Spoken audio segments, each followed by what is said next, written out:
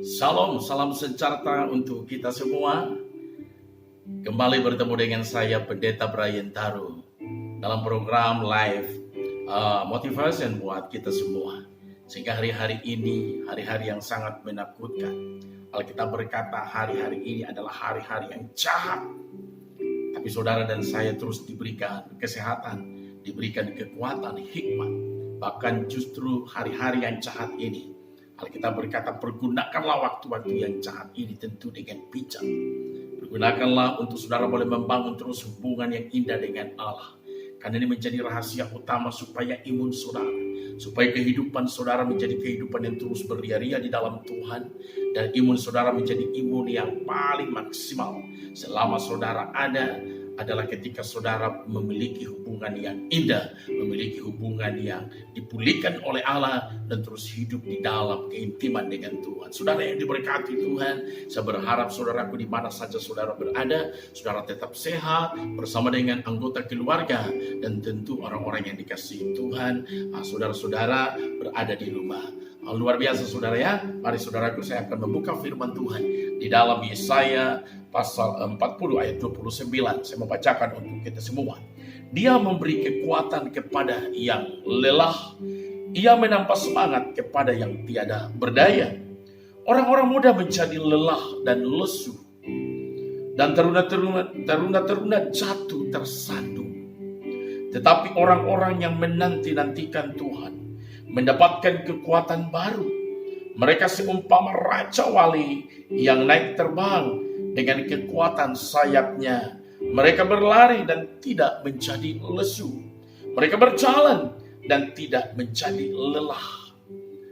Harapan manusia saudara hari-hari ini adalah, kalau boleh pandemi COVID-19 ini segera berlalu. Atau virus COVID-19 ini segera hilang. Karena saudaraku, harus kita akui, COVID-19 betapa menghancurkan, memporak-porandakan kehidupan manusia. Memang ketika awal pertama di Wuhan, beberapa pemimpin negara tidak percaya dan mereka tidak memperlakukan lockdown di negaranya. Sedikit mereka menganggap enteng bahwa mungkin ini hanya flu biasa. Ada beberapa tokoh-tokoh nasional di berbagai negara-negara mereka bahwa menganggap bahwa ini adalah flu biasa. Kenapa masyarakat saya harus takut? Kenapa masyarakat saya harus lockdown? Saudara yang diberkati oleh Tuhan. Tapi kenyataannya sekarang apa? Ratusan ribu manusia saat ini bukan hanya terkapar, tapi mereka dipanggil Tuhan. Mereka mati. Dan ratusan ribu bahkan sejuta lebih manusia saat ini sedang terkapar oleh virus corona COVID-19. Saudara yang diberkati oleh Tuhan. Sampai di sini saya melihat bahwa ada seorang pendeta di Amerika Serikat. Sekali lagi, ada seorang pendeta di Amerika Serikat namanya Pastor Rick Wallace. Sekali lagi, Pastor Rick Wallace, dia berkata, Tuhan akan membersihkan banyak dosa dari planet ini. Sekali lagi dia berkata, Tuhan itu akan membersihkan banyak dosa dari planet ini. Kemudian dia berkata dalam beberapa statement, Amerika terjadi pemberontakan rohani yang luar biasa kepada Tuhan. Ya memang saudara, bukan hanya Amerika, tapi beberapa bangsa-bangsa di daerah Eropa menganggap bahwa keberadaan Tuhan itu hanyalah mitos dan gereja ini sudah ketinggalan. Ngapain kita masih percaya kepada adanya gereja, masih percaya kepada Alkitab? Bukankah ilmu pengetahuan itu adalah menjadi Tuhan atas kita? Bukankah itu boleh menjadi agama atas kita? Mereka bukan hanya menyepelekan saudara, tapi mereka begitu meniadakan keberadaan Tuhan. Gereja dijual boleh menjadi bank, gereja dijual mungkin boleh menjadi bank, sehingga Tuhan di sini betapa sangat tersakiti. Belum lagi penindasan anak-anak Tuhan di berbagai belahan dunia ini, saudara. Baik di negara-negara komunis kayak Cina, negara-negara maju Amerika ataupun Eropa, atau negara-negara yang sedang berkembang, kekristenan sangat ditindas. Disinilah saatnya saudara Tuhan akan berkarya. Bahkan seorang pendeta Rick Wiles berkata, kebencian terhadap Tuhan itu memuncak di Amerika Serikat. Kemudian apalagi? Kebencian terhadap Alkitab. Kemudian kebencian akan kebenaran. Manusia memutarbalikkan akan kebenaran. Yang benar jadi dipersalahkan dan yang salah diangkat menjadi benar. Mungkin kenapa saudara? Karena ada sesuatu yang mereka boleh terima dari orang yang salah dan mau ingin dibenarkan. Semuanya menjadi kacau. Kemudian ada orang-orang yang keji dan menjijikan, tapi tidak merasa salah, tidak merasa berdosa, tidak merasa bahwa mereka adalah melakukan sebuah kesalahan aib. Bukan hanya di kalangan atau di depan keluarga atau di kalangan masyarakatnya, tapi tentu di hadapan Tuhan. Mereka tidak pernah mengakui akan keberadaan ini. Dan ini membuat hati Tuhan sangat meringis, hati Tuhan sangat sedih. Apalagi saudara, penyesat-penyesat akhir zaman bertaburan kemana-mana saudara. Dan bahkan penyesat ini bukan dari luar gereja, tapi mulai masuk ke dalam gereja. Dan mulai mereka menyerupai seperti seorang malaikat. Dan luar biasa ini menyesatkan ribuan jutaan umat-umat Tuhan. Apalagi pemerkosaan, kejahatan di mana-mana, kemabukan. Aduh saudara, begitu banyak. Kemudian amoralitas seksual. Inilah yang diakui oleh pendeta Rick Wiles untuk Amerika Serikat. Tapi saya kira apa yang disampaikan, apa yang dibicarakan atau apa yang ditulis oleh dia, ini juga boleh menjadi fakta kehidupan untuk semua manusia di dunia. Hampir tidak ada negara di dunia yang tidak melakukan dosa yang seperti ini, saudara. Di Indonesia, saudara, kita melihat hampir semua dosa yang pernah dilakukan oleh orang jahat seberat apapun pernah terjadi di negeri kita. Kalau berbicara pembunuhan gak usah ngomong. Manusia betapa tidak ada harganya. Manusia tidak ada saudara nilainya di Indonesia. Saudara yang diberkati oleh Tuhan. Bahkan lihatlah penindasan gereja-gereja. Bahkan anak-anak Tuhan. Saudara yang diberkati Tuhan dan amoralitas yang begitu memuncak. Bahkan LGBT dan lain-lain sebagainya. Dan belum lagi saudaraku dengan kejahatan-kejahatan yang lain. Korupsi lah, tidak menghargai dan lain-lain. Jadi dunia ini sudah syarat dengan dosa. Dunia sudah penuh dan full dengan dosa. Sehingga kata pendeta ini, dia berkata seperti ini. Malaikat maut mungkin bergerak. Ini kata dia. Malaikat maut mungkin bergerak sekarang di planet bumi. Apalagi saatnya untuk menjadi benar dengan Tuhan. Saudara yang diberkati oleh Tuhan. Tuhan izinkan semuanya ini. Wabah corona COVID-19 dan saat ini sudah menjadi pandemi. Artinya sesuatu yang sudah mengglobal dan sangat menghancurkan dan mematikan.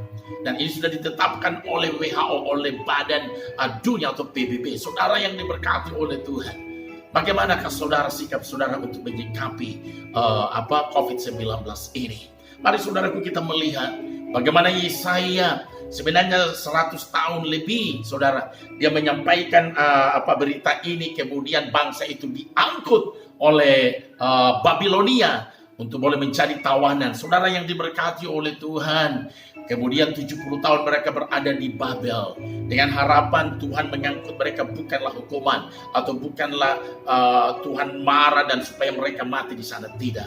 Tapi itu boleh menjadi pelajaran dan itu boleh menjadi saudara pendisiplinan Allah untuk seluruh umat Tuhan. Dan memang Alkitab mencatat, bahkan sejarah juga mencatat terbentuknya dan pulangnya bangsa Israel atau bangsa Yehuda kembali ke Yerusalem. Mereka dalam keadaan yang telah mengalami perubahan. Mereka telah kembali dalam keadaan yang sudah mengalami restorasi.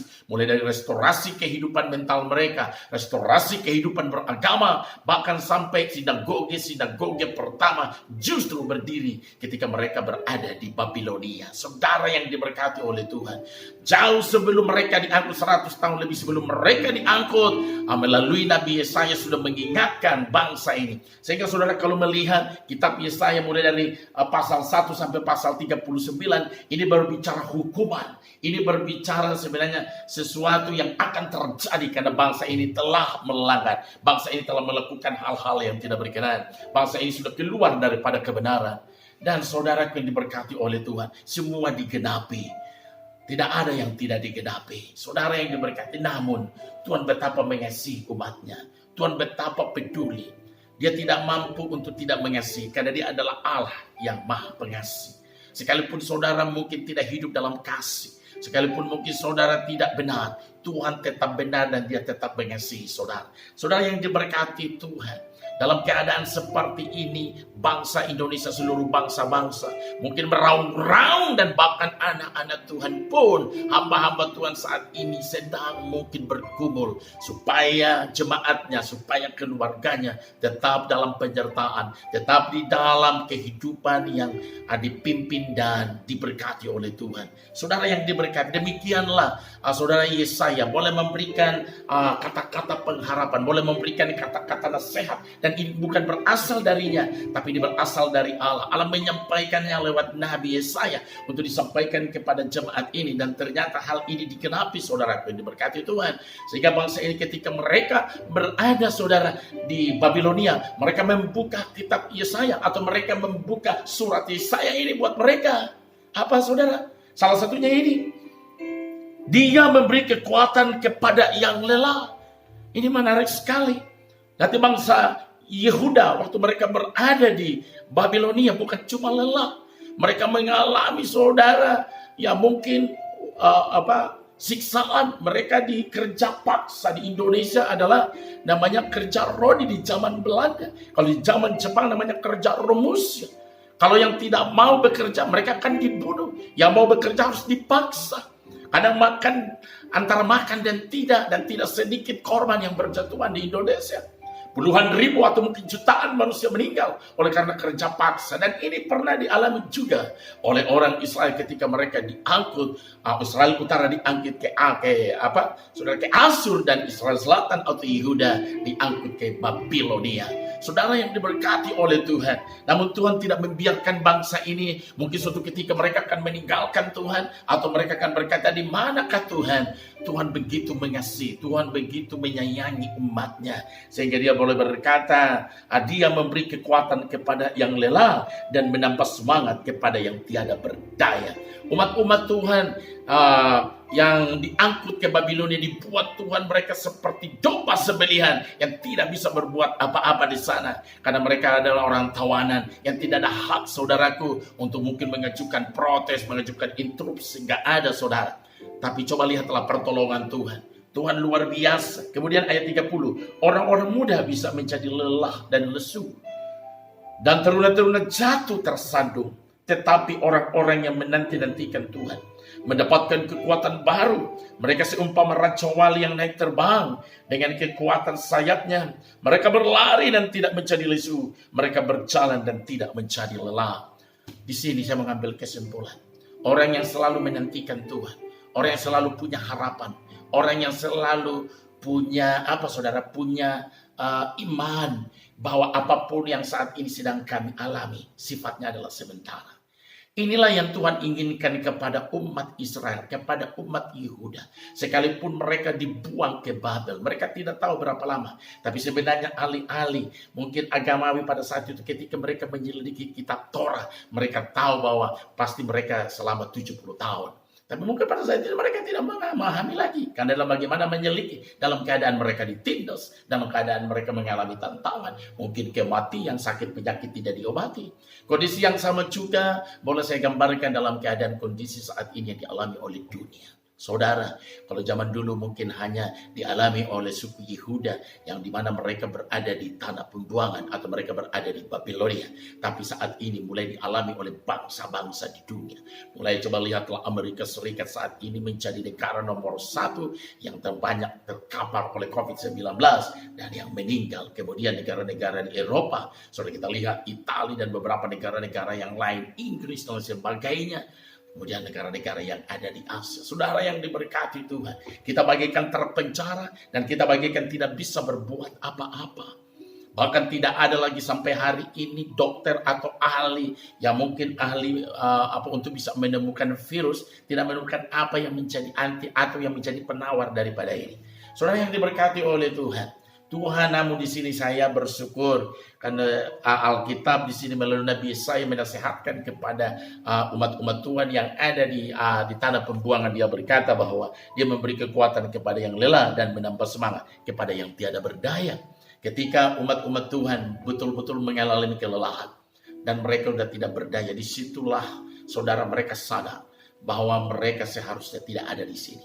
Mereka seharusnya berada di tanah perjanjian. Di sana mereka menikmati hidup berkelimpahan, tanah yang memberikan madu, memberikan susu, tanah yang memberikan buah-buahan. Itulah seharusnya menjadi kehidupan mereka. Saya sangat senang dengan perkataan dari Rick Wallace bahwa Amerika Serikat yang digambarkan menjadi wakil daripada dunia sudah merosot secara iman. Mentalitas juga mulai mengalami kehancuran. Saudara yang diberkati Tuhan, sehingga dia berkata bahwa wabah pandemik Corona COVID-19 ini adalah malaikat maut yang Tuhan kirim untuk memurnikan iman, untuk memurnikan, menyucikan gerejanya Tuhan. Saudara yang diberkati oleh Tuhan, ini betapa penting untuk kita menyadari. Makanya saudara, dalam keadaan seperti ini saya mau berkata kepada saudara, saudara tetaplah di rumah, stay home, jangan pergi kemana. Karena di Amerika Bunda, bahkan di negara-negara saudara, ketika bahkan seorang pendeta pun dia mulai mengkabarkan jangan takut, dan dia biasa saja dia pergi keluar rumah dan dia yang adalah orang yang dipanggil Tuhan melalui wabah corona ini. Saudara yang diberkati oleh Tuhan, saya sebagai hamba Tuhan menganjurkan dan mohon kepada saudara tetap stay home, tinggal di rumah. Kalau tidak ada sesuatu yang sangat perlu untuk keluar, untuk mungkin mencari bahan makanan, tidak usah saudara. Karena saudara ada pertolongan Tuhan yang luar biasa buat saudara ketika saudara tinggal di rumah. Di rumah saudara tetap membangun hubungan intim dengan Tuhan. Kebersamaan dalam keluarga terus dibangun. Jangan sampai saudaraku, justru ketika saudara berusaha untuk keluar dan melakukan berbagai kegiatan, hal ini sangat merusak bukan hanya hidupmu, tapi ingatlah engkau punya istri, engkau punya suami, engkau punya anak, mungkin punya kakak adik, punya orang tua yang dengan tidak berdosa ketika mereka tertular darimu, mereka juga akan ikut terkapar dan bukan mungkin mereka juga akan menjadi korban. Mari Bapak Ibu yang diberkati oleh Tuhan, saudara seiman, anak-anak Tuhan, serta jemaat-jemaat Tuhan di mana saja saudara berada.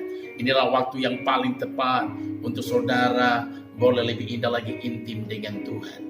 Karena saudara ketika kita intim dengan Tuhan, kita boleh menikmati kekuatan yang sungguh luar biasa.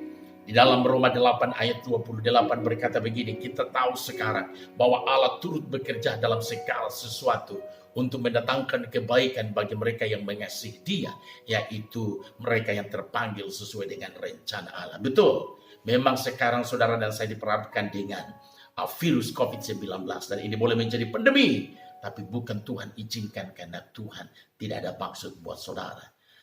Yakinlah, percayalah. Ketika Tuhan izinkan bagi dunia, bagi saudara, bagi mungkin keluarga saudara, bagi bangsa kita, bagi daerah kita. Karena Allah punya tujuan, Allah punya rencana.